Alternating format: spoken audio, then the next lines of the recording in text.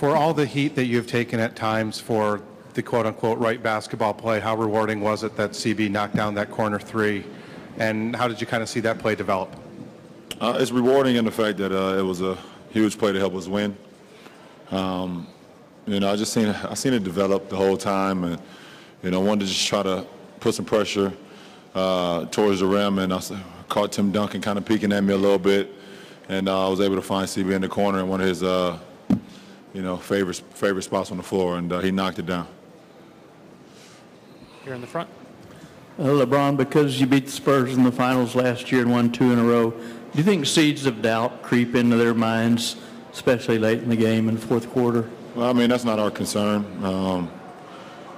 All we worry about is what we can't control, and that's just how we play the game, how we approach the game, both physically and mentally, and live with the results.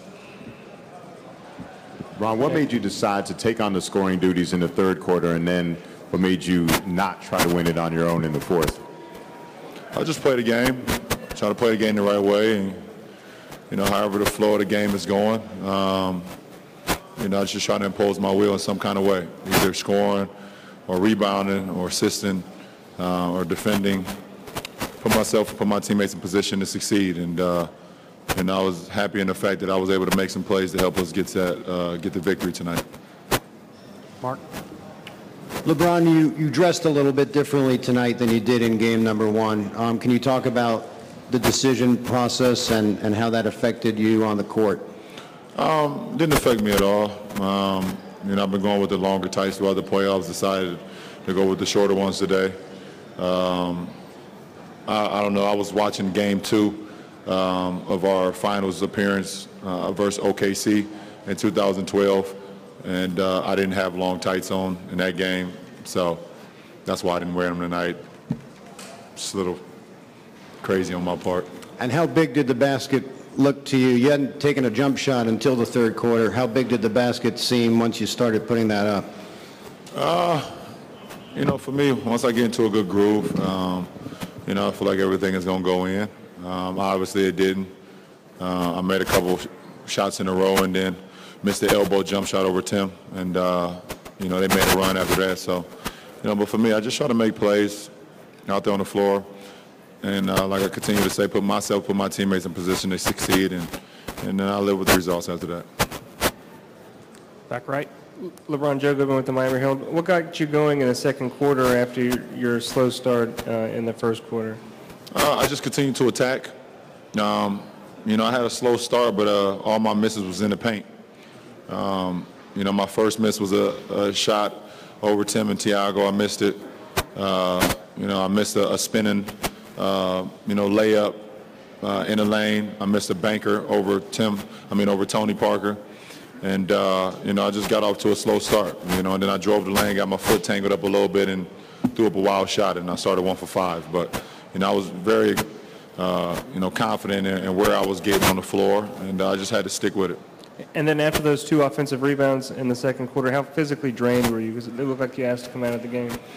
Well, for me, and at that point in the game, yeah, I was tired. I got 2 offensive rebounds, was able to go back up with them, put some pressure on their defense, and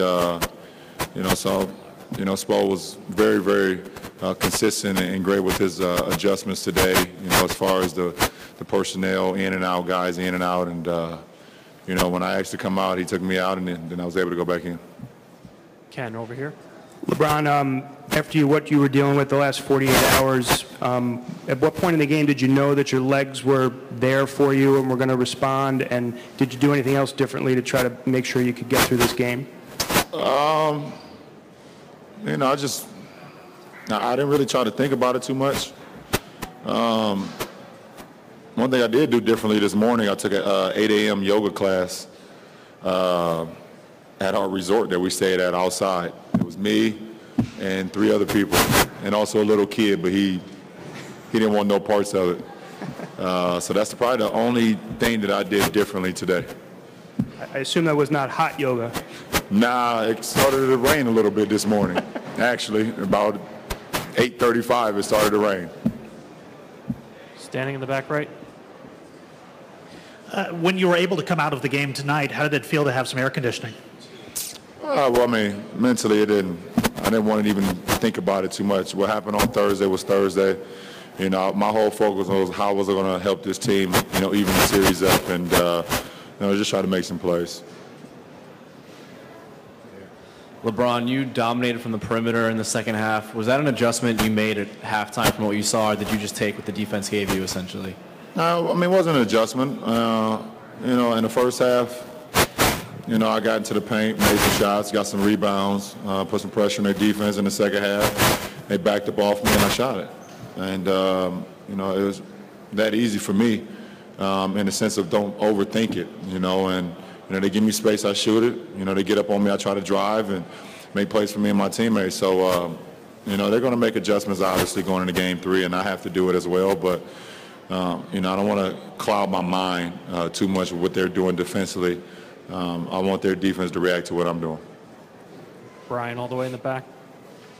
Hey, LeBron, in the last couple of days, have you had any fans send any remedies, things to avoid cramps, things of that nature? I've heard it all. I've heard it all, and but I stay with my plan. I mean, our training staff and our medical team, we do a great job of just doing what we usually do. We didn't want to complicate things, and I think the 2.5 bags after Game 1 of IV definitely helped me out a lot, and like I said, I didn't try to think about it too much tonight. LeBron, after Tim and Tony missed those 4 free throws, you score 5 straight. In a situation like that, when a team misses an opportunity, do you smell blood a little bit and try to be more aggressive? What were you thinking there? Well, I thought it was a tough call to start it off, with Rio, getting the flagrant one. I think it was an inadvertent elbow. I didn't think it was intentional. So Tony went out, he missed 2, and then, Tim went up and missed 2 as well. And just want to capitalize off their mistakes and, just try to put some pressure on their defense. We got some great looks. We made them tonight, and, but the biggest thing for us, we got stops as well when we needed it. And, that helped us win this game. David, right here. LeBron, you talked the other day about how scrutinized you are in living in this fishbowl that you've lived in for a long time. Just wondered what has helped you kind of cope with that, what's helped you kind of deal with that and live with this kind of altered reality that you have? I got a great supporting cast around me that allows me to vent at times, try not to hold it in. And I also understand at this point in my life what's important and what's not important. And what's important is my teammates. What's important is my 2 kids at home, my wife, my family, and my friends. That's what I can control, and that's what's important to me. Obviously, the game of basketball has brought me so much, and I love to play this game at a high level. And, without this game, I wouldn't be who I am today. And but I also know what's important. And, everything else kind of just fall by the wayside. One of the things a lot of your teammates have said is that they've had to learn just not to care about what's said about them or criticism or anything like that. Do you also have to kind of push all that to the side? You have to. It's very difficult at times, very challenging. But, for me, I'm here and I know who I'm playing for and what I'm playing for and what I stand for. Not only as a basketball player, but as a man and as a role model. I know what I stand for. And, to be able to put an NBA uniform on every single night with my name on the back, knowing where I come from, lets me know that I've done something special. And, I just try to give back to the game as much as I can while I'm here. Last 3 over there, and then Jeff and David here. Simone Bridges from Black Sports Online. LeBron, can you just talk about how big Rashard Lewis was for you guys tonight? He's a player that hasn't played a lot of minutes this season, but he's been stepping up really big for you guys. Well, Rashard he's been huge for us ever since he's been inserted into our starting lineup, from the Indiana series. He's been in this position before. He's been to the finals with the Orlando Magic. He's been in huge playoff games. And his experience and his ability to knock down shots helps us out a lot. It spreads the floor for us. And, every time he catch the ball, we always tell him just to shoot it. Don't think about nothing else besides shooting the ball. And we live with his results. David in the front. LeBron, David Miguel, Fox 39 Sports. Talk about the importance of keeping them out of the paint down the stretch of the game, not only tonight, but also for the games going forward. Well, I think that's a key going into any game. When a team lives in the paint, it just puts so much pressure on your defense, and, it allows, paint points, obviously. But, when guys get into the paint, it shrinks the defense, and they get to kick out for their threes, which they did a couple times tonight. Danny Green had one, Tony hit one, Patty Mills had a couple, and we got to do a better job of just kind of shrinking the floor, not allowing them to get into the paint. They will. They will get into the paint some, but, as much as we can limit it, the penetration, it'll help us out a lot.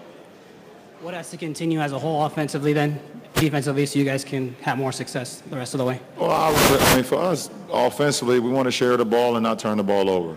We're a team that shoots the ball extremely high from the field, always been very efficient offensively. We get ourselves in trouble when we turn the ball over. It doesn't allow us to set our defense where we're really good. We're a really good half-court defense, solid defense, pick-and-roll defense, and offensively, when we're solid, we don't turn the ball over. We're going to get a very good opportunity to make something happen. Jeff, last one. LeBron, Chris missed the corner three on the shot before he made one. Do you ever let stuff like that influence your decision, and why or why not? No, not at all. If you're on the floor at that point in time, you can make a play. You can make a shot. You can make a steal. You get a rebound. You can do whatever it takes to help us win. And, for me, the ball is in my hand, and I'm going to make the right play for our team. And, and to have that trust from my teammates that they know when I got the ball, I'm going to make the right play. Doesn't mean it's going to go in. Doesn't mean it's going to result in a win. But they believe in my ability to do that. And, CB had just missed one. Got a great look.